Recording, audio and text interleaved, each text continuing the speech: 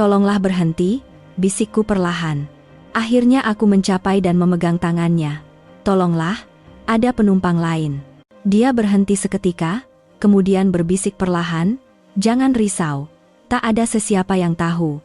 Adakah karena dia orang yang tidak dikenali, maka lebih mudah untuk meluahkan isi hati, dan kata-kata pujukan yang biasa didengar terasa lebih menusuk kalbu?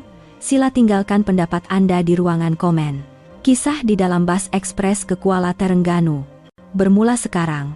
Jangan lupa untuk melanggan dan tekan butang suka. Umur saya tahun ini 46 tahun.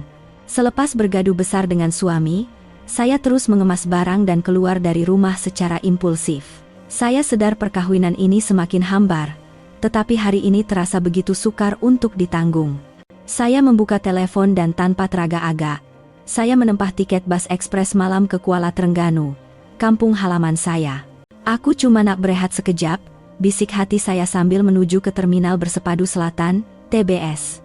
Sudah lewat pukul 10 malam, bus ekspres ke Kuala Terengganu itu sudah sedia menunggu, dengan lampu di dalamnya sudah dipadamkan. Saya duduk di kerusi nomor 28. Saya sangkakan kerusi di sebelah kosong, tetapi tidak lama kemudian, seorang lelaki datang dan mengisi tempat itu, terasa aura yang asing daripadanya. Wajahnya matang, kelihatan dalam lingkungan pertengahan 50 kotaan. Saya tidak mahu ambil peduli. Saya hanya mahu memejamkan mata dan menenangkan hati yang lara ini. Enjin mengaum dan bus pun mula bergerak. Di luar tingkap yang gelap, cahaya lampu mula melintas satu demi satu. Saya sandarkan kepala pada tingkap dan memejamkan mata. Saya hanya ingin tidur dengan tenang tanpa sebarang gangguan. Kira-kira 30 menit berlalu, saya tidak tidur lena, hanya terlelap-lelap ayam. Tiba-tiba, saya terasa satu sentuhan aneh. Jelas terasa ada tangan seseorang di atas paha saya. Jantung saya terasa seperti gugur. Tak mungkin, bisik hati saya. Sambil terus memejamkan mata, saya menahan nafas. Tetapi sentuhan itu sangat nyata. Terasa seperti ia menyentuh lembut sebelum mendarat dengan perlahan. Saya menggerakkan badan sedikit dan mengubah posisi duduk. Sentuhan itu berhenti seketika. Namun, tidak lama kemudian, ia terasa lagi. Ini pasti tangan lelaki di sebelah saya. Encik buat apa nih? Bisikku perlahan. Dia tidak menjawab, sebaliknya menarik tangannya dengan cermat. Tetapi pada saat itu, ketegangan yang aneh tetap terasa. Jantung saya berdegup kencang.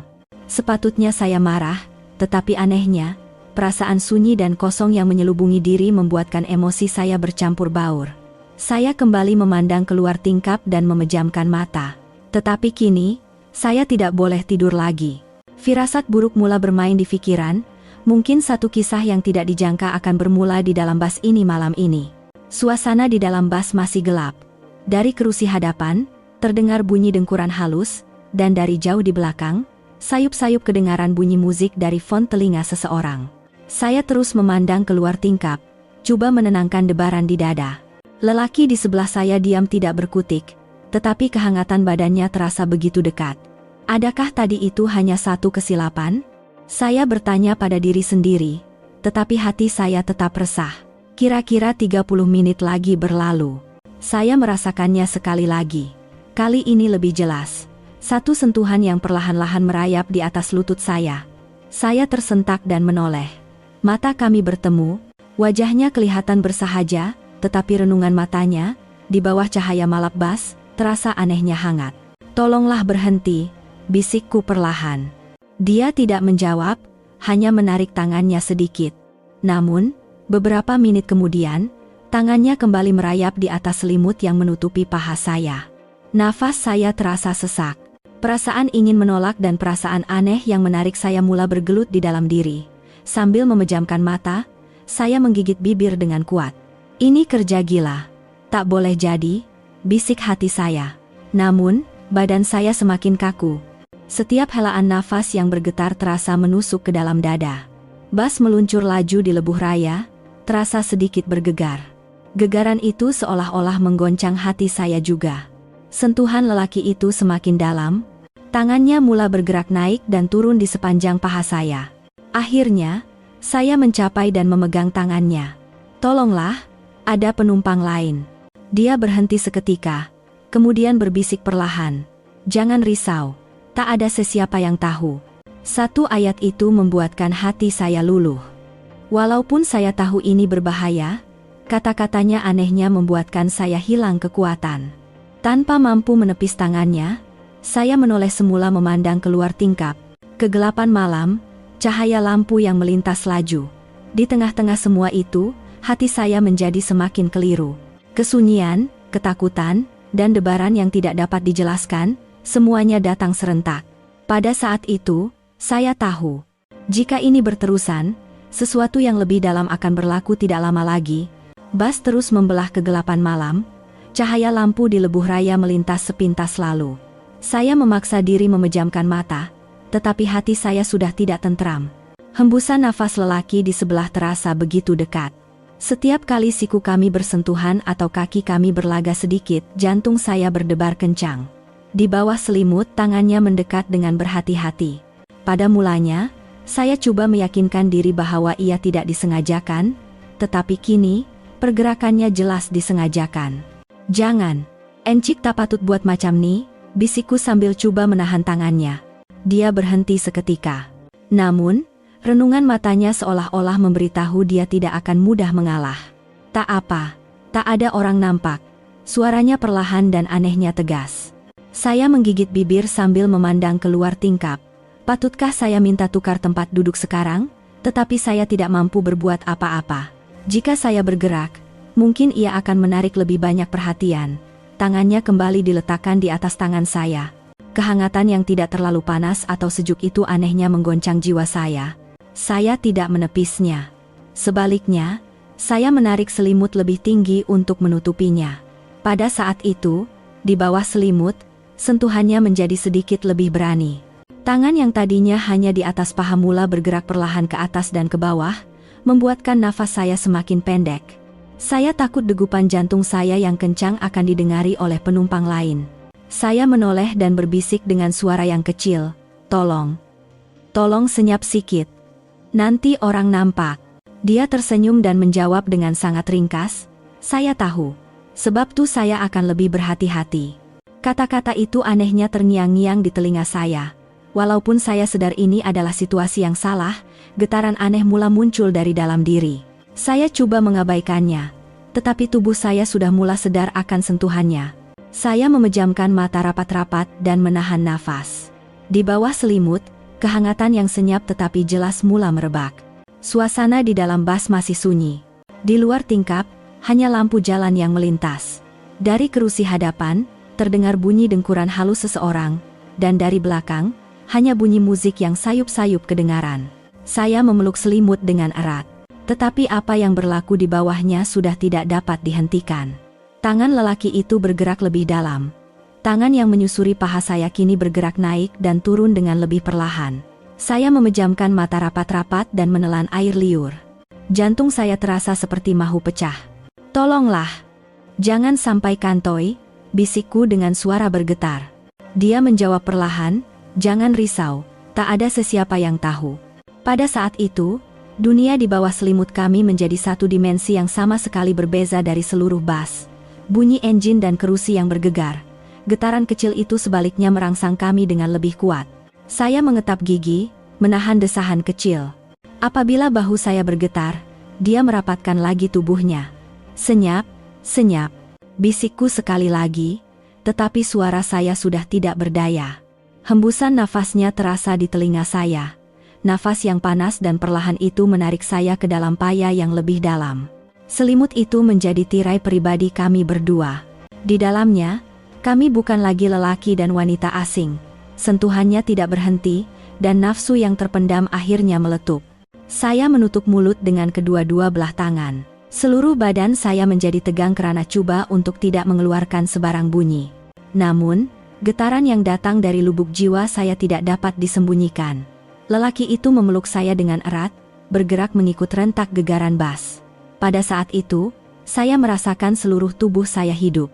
Situasi yang salah, ketakutan ditangkap, dan kenikmatan yang luar biasa menutupi segalanya.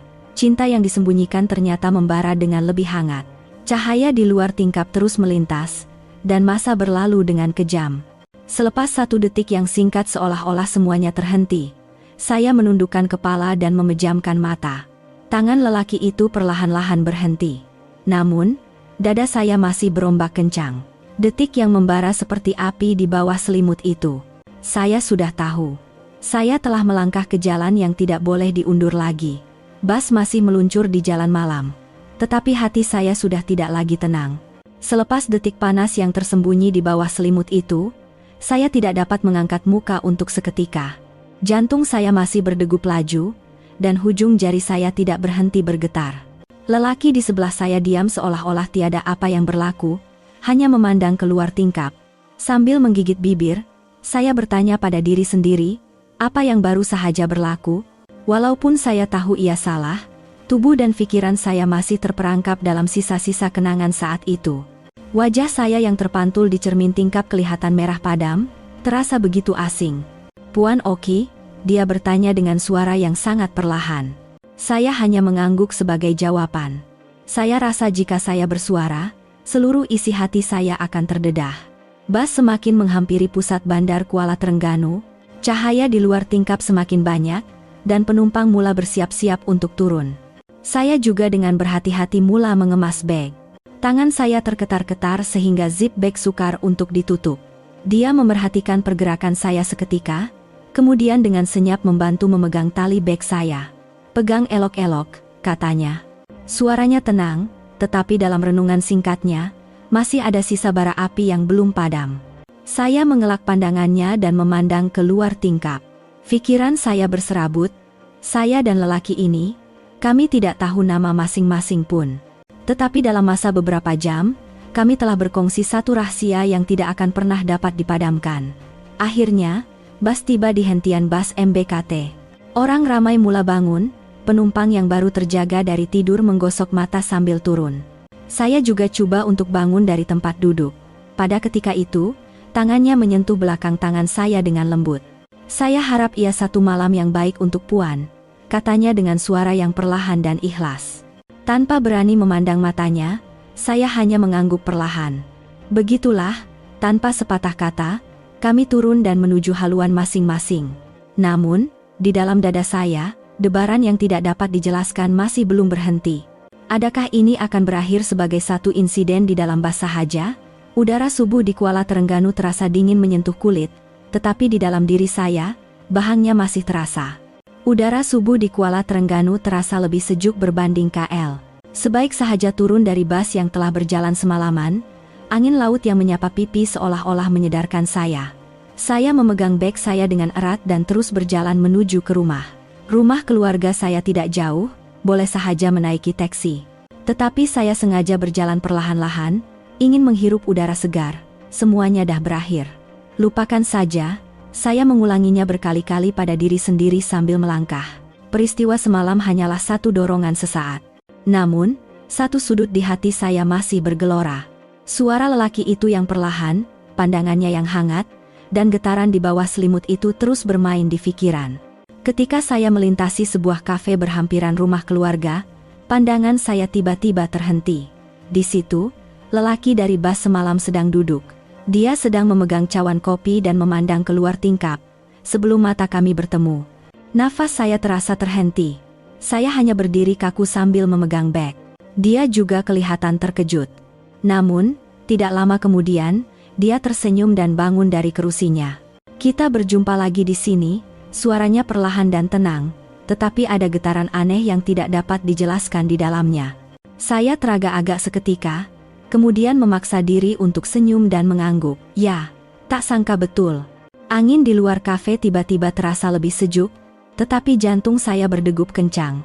Jomlah minum kopi sekejap, dah alang-alang berjumpa di Kuala Terengganu yang besar nih, rasa rugi pula kalau berlalu macam tu saja. Saya tahu saya patut menolak, tetapi bibir saya bergerak di luar kemauan saya. "Baiklah, sekejap ya." Maka, saya melangkah masuk ke dalam kafe. Sebuah meja kecil, 2 cawan kopi, ketegangan semalam sekali lagi menyelubungi kami. Selepas hening seketika, dia memulakan bicara. "Jujur saya katakan, saya tak sangka akan berjumpa dengan Puan lagi." Saya membelek-belek cawan kopi dengan jari saya dan menjawab, "Saya pun sama. Malam tadi, macam mimpi." Dia mengecilkan matanya sambil memandang saya. Macam mimpi? Puan menyesal? Saya tidak dapat menjawab soalannya dengan mudah. Sambil menggigit bibir, saya membuang pandang keluar tingkap. Sepatutnya saya katakan saya menyesal. Tetapi jauh di lubuk hati, detik itu masih hidup dengan jelas. Dan saya tahu, pertemuan kebetulan ini tidak akan berakhir sebagai satu kebetulan sahaja.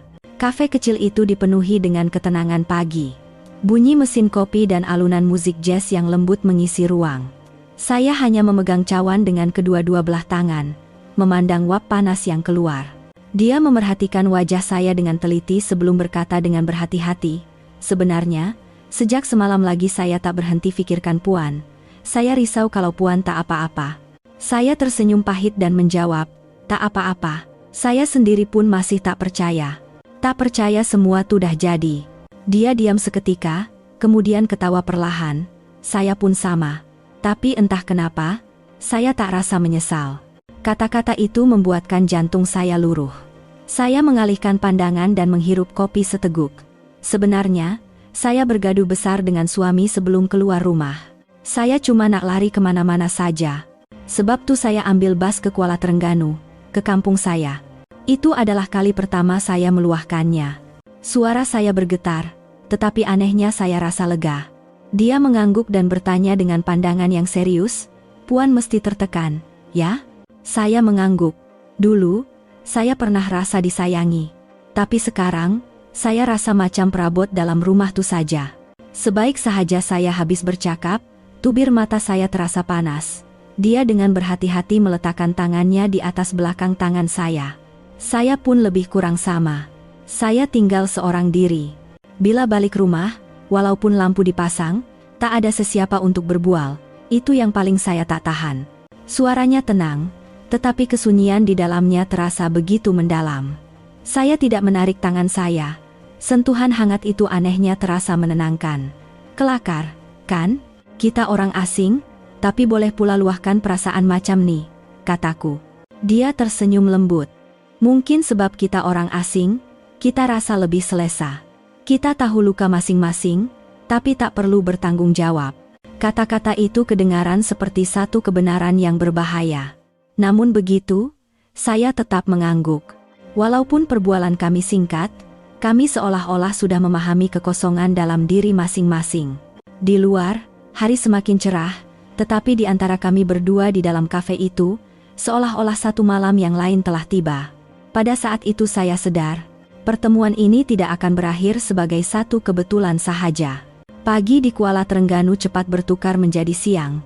Tetapi apabila hari mula senja dan malam kembali menjelang, anehnya saya ingin bertemu dengannya lagi. Dia juga nampaknya merasakan hal yang sama. Menjelang petang, saya menerima message daripadanya. "Mahu keluar lihat pantai sekejap?"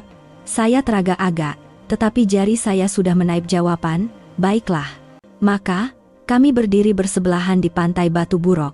Angin malam meniup rambut saya, dan ombak memukul pantai dengan tenang. Berbeza dengan suasana siang yang sibuk dengan orang ramai, suasana malam di pantai jauh lebih tenang dan damai. Kami berjalan tanpa kata untuk seketika. Keheningan itu anehnya tidak terasa janggal. Saya yang memulakan perbualan. Dulu saya selalu datang sini. Sebelum kahwin, dengar bunyi ombak saja pun dah rasa berdebar. Dia memandang saya dan berkata, "Sekarang, debaran tu datang balik tak?" Saya berhenti seketika dan memandang laut yang bergelora. Rasa macam ya, sikit. Suara saya hilang di bawah angin, tetapi dia seolah-olah mendengarnya dengan jelas dan mengangguk. Ketika kami berhenti berjalan, tangannya menyentuh belakang tangan saya dengan lembut. Jantung saya berdegup kencang. Secara naluri, saya coba menarik tangan saya, tetapi akhirnya saya tidak melakukannya. Tangannya perlahan-lahan menggenggam tangan saya. Di tengah-tengah udara malam yang sejuk, kehangatannya terasa lebih kuat. Kami berpandangan seketika. Dan tanpa sepatah kata, dia menarik saya ke dalam pelukannya. Angin laut bertiup kencang, tetapi pelukannya terasa hangat dan kukuh. Saya memejamkan mata. Segala macam perasaan datang memukul seperti ombak. Ketakutan, debaran, dan satu perasaan lega yang aneh. "Saya tahu ini salah, kan?" bisikku perlahan. Dia menjawab perlahan di telinga saya, "Saya tahu, tapi buat masa sekarang, kita perlukan saat ini." Kata-kata itu membuatkan air mata saya bergenang. Tiada siapa yang tahu kekosongan dalam diri saya, tetapi lelaki asing ini sedang memeluk saya sebegini. Kami berpelukan begitu untuk sekian lama. Bunyi ombak di malam hari seolah-olah mewakili isi hati kami. Pada saat itu, saya tahu, saya sudah tidak boleh berpatah balik dengan mudah. Selepas berjalan di pantai malam itu, tanpa perlu berkata-kata, kami berdua mempunyai pikiran yang sama. Dia bertanya dengan berhati-hati, "Kita nak berpisah macam ni saja ke?" Saya tidak menjawab, sebaliknya hanya memandangnya. Kesunyian dan kegetiran dalam renungan matanya meruntuhkan pertahanan saya. "Malam ni saja," bisikku perlahan. Dia mengangguk dan dengan cermat memegang tangan saya. Kami masuk ke sebuah hotel berdekatan. Apabila lampu bilik dinyalakan, ruang yang asing itu sebaliknya membuat kami merasa lebih terasing bersama. Dengan nafas yang tertahan, saya meletakkan beg saya. Dia mendekati saya dengan senyap dan meletakkan tangannya di bahu saya. Sentuhan yang tidak panas dan tidak sejuk. Hanya dengan sentuhan ringkas itu, jantung saya berdegup kencang. "Puan oke?" Suaranya perlahan dan lembut. Saya tidak menjawab. Sebaliknya, saya memejamkan mata dan menerima sentuhannya. Pada saat itu, bibirnya menyentuh bibir saya. Satu ciuman yang singkat dan berhati-hati, namun, di dalamnya terkandung kerinduan yang telah lama terpendam. Pada mulanya saya tersentak, tetapi tidak lama kemudian, saya memejamkan mata dan membalas ciumannya. Hembusan nafas kami bersatu, dan tubuh kami perlahan-lahan merapat. Dia membelai rambut saya dan perlahan-lahan jarinya menyusuri pipi saya. Di dalam pelukannya, saya merasa seolah-olah telah tiba di sebuah tempat perlindungan yang telah lama saya nantikan. Sehelai demi sehelai pakaian kami ditanggalkan. Udara di dalam bilik menjadi semakin panas. Kami tidak berkata-kata. Sebaliknya, kami berkomunikasi melalui pandangan mata dan hembusan nafas. Saat merebahkan diri di atas katil, saya tidak lagi menolak. Dia memeluk saya dengan cermat tetapi penuh kehangatan. Seolah-olah coba merebut kembali masa muda yang telah hilang, dia mencintai saya dengan seluruh jiwanya. Sambil memejamkan mata, saya merasakan seluruh dunia menjauh, dan hanya detik ini yang wujud. Saya tidak tahu berapa lama masa telah berlalu. Hanya suhu badan yang membakar sehingga ke lubuk jiwa saya yang membuktikan segalanya. Desahan tertahan dan getaran yang terpendam memenuhi bilik. Di luar, bunyi ombak masih kedengaran. Tetapi bagi kami, tiada bunyi lain, tiada dunia lain yang wujud. Malam itu, kami saling melarutkan kesunyian dan luka masing-masing, dan menghabiskan malam pertama yang penuh kehangatan. Selepas malam itu, anehnya saya menyambut pagi dengan hati yang lebih ringan. Walaupun saya tinggal di rumah keluarga, pikiran saya dipenuhi dengan kenangan malam bersamanya. Aku nak jumpa dia lagi. Hanya pikiran itu yang menguasai hari saya. Kami bertemu lagi tidak lama kemudian. Di sebuah restoran kecil di tepi pantai, atau di dalam bilik hotel, kami mencuri masa yang singkat untuk bersama. Dia tetap hangat dan berhati-hati. Dia memegang tangan saya dengan erat, dan mendengar cerita saya dengan tekun. Setiap kali begitu, saya merasa seolah-olah hidup kembali. Namun, di satu sudut hati, bayang-bayang gelap mula menebal. Semakin dalam pertemuan kami setiap malam, semakin kuat persoalan ini menghantui saya. Adakah semua ini betul? Saya seorang istri, dan dia seorang duda, tetapi akhirnya, hubungan kami berada di atas jalan yang terlarang. Ketika kami berbaring bersama di atas katil, saya bertanya kepadanya dengan berhati-hati, "Encik tak menyesal ke? Kita jumpa macam ni?" Dia memandang wajah saya, kemudian perlahan-lahan menggelengkan kepala. "Kalau saya menyesal, dari awal lagi saya takkan buat. Saya cuma gembira sekarang, saat Puan ada di sisi saya." Kata-katanya ringkas, tetapi ia menggoncang jiwa saya. Saya memejamkan mata dan menyembunyikan wajah di dadanya. Kehangatan tubuhnya menenangkan saya. Tetapi pada masa yang sama, wajah suami saya di Kuala Lumpur terbayang di pikiran. Walaupun hubungan kami hanya tinggal pertengkaran, dia masih insan yang berkongsi kehidupan dan nama dengan saya. Pikiran itu menyesakkan dada. Namun begitu, saya kembali mencari bibirnya. Saya mahu melupakan beban realiti. Hanya untuk saat ini, saya mahu menjadi diri saya sendiri dan merasa hidup. Maka, kami sekali lagi saling memeluk dengan hangat. Setiap kali nafas kami menjadi sesak dan tubuh kami bersatu, saya merasakan kebahagiaan yang tidak dapat diungkapkan dengan kata-kata. Tetapi, keresahan juga turut membesar. Sampai bila kami boleh terus begini? Ketika cahaya subuh mula menyelinap masuk melalui tingkap, saya sadar. Apa yang kami pegang bukanlah cinta, tetapi satu detik yang rapuh seperti berjalan di atas tali, yang boleh runtuh pada bila-bila masa. Pertemuan yang berterusan selama beberapa hari itu terasa seperti mimpi. Pada waktu siang, saya menghabiskan masa dengan keluarga di rumah, tetapi apabila malam tiba, saya berlari ke pelukannya. Di sana, saya bukan lagi seorang istri, bukan seorang anak, dan bebas dari sebarang tanggung jawab. Saya hanya menjadi seorang wanita yang dicintai dan dipeluk. Namun, masa yang manis tidak bertahan lama. Pandangan curiga ibu, kehidupan seharian yang menanti di Kuala Lumpur, dan kewujudan suami saya mula menghimpit saya. Malam itu, kami berada di bilik hotel lagi. Di luar, angin laut mengetuk-ngetuk tingkap. Saya duduk di birai katil, memintal-mintal hujung selimut dengan jari. Saya rasa, saya kena balik tak lama lagi. Suara saya bergetar tanpa daya. Dia diam seketika, kemudian duduk di sebelah saya dan memeluk bahu saya. Saya tahu satu hari nanti ia akan jadi macam ni. Saya menundukkan kepala. Saya tak nak berpisah. Tapi saya tak boleh terus di sini. Dia memandang wajah saya dan berkata, saya pun sama. Saya takut bila Puan pergi, saya akan jadi sunyi semula. Kata-katanya yang jujur itu menyentuh hati saya. Saya menyembunyikan wajah di dadanya. Saya pun takut nak balik ke rumah tu dan kena hidup macam biasa. Seolah-olah tak ada apa yang berlaku. Bilik itu menjadi sunyi seketika. Kami hanya berpelukan erat tanpa berkata apa-apa. Pada saat itu, seolah-olah kami sekali lagi menyadari bahwa kami berdua mempunyai luka yang sama. Akhirnya, di dalam pelukannya, saya memejamkan mata dan berbisik, tolong. Peluk saya macam ni sampai saya kena pergi.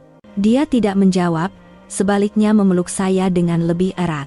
Di dalam pelukannya, saya kembali menjadi seorang wanita, dan bersamanya, seolah-olah segalanya hilang. Namun, di sebalik kehangatan itu, masa terus berlalu dengan kejam. Saya tahu saat untuk pergi semakin hampir. Malam terakhir di Kuala Terengganu berlalu, dan akhirnya saya mengangkat beg dan menuju ke terminal bas. Kepada ibu, saya hanya berkata ada urusan di KL. Kepada dia, saya tidak memberitahu apa-apa. Saya pikir, dengan cara itu, perpisahan ini akan kurang menyakitkan. Namun, apabila saya naik ke dalam bas dan duduk di tepi tingkap, saya tidak dapat menahan sebak di dada. Cahaya lampu Kuala Terengganu di luar tingkap, dan ombak di pantai tempat kami berjalan bersama, terus bermain di pikiran. Tidak lama kemudian, telepon saya bergetar.